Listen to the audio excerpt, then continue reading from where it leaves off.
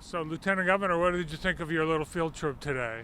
Well, I continue to be impressed with and proud of the MDOT staff members and our partners and the contractors who are doing important infrastructure projects like this. Governor Whitmer and I have prioritized making sure that we can fix roads and bridges and make them safe, and particularly on this project on I-94, adding this additional drainage capacity with that huge culvert that even I can stand in at 68 inches tall.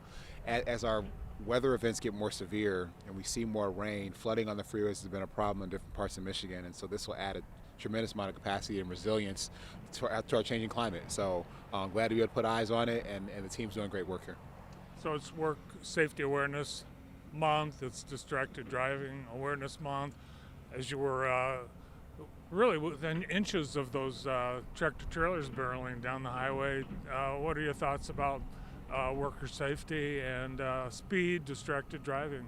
Well, I first of all, my heart goes out to every family of our workers who have been hurt, injured, or killed while they've been working here on roads across Michigan. I try to make sure to we want to make sure that people are mindful as they drive, and they're mindful of their speed and mindful of their surroundings. Distracted driving and trying to reduce that has been important to the administration. That's why we signed into law the hands-free, make sure that people need to drive hands-free and not have their eyes on their phones, but have their eyes on the road.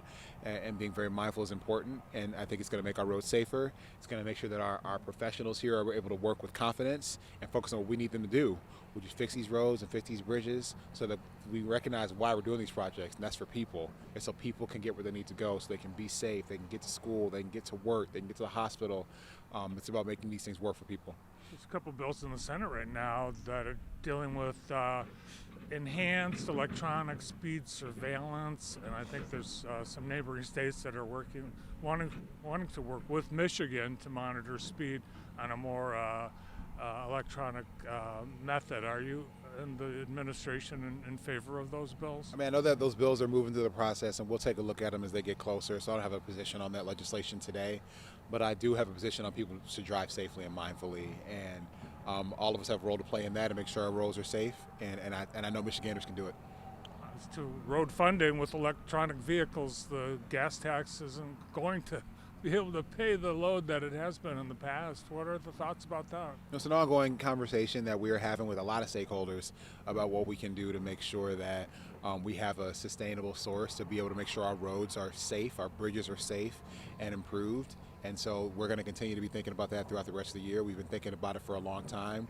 In the beginning of the administration, the Rebuilding Michigan bond program, we have proposed in our state budget to authorize the final $700 million of that so we can get this next tranche of projects started and off the ground.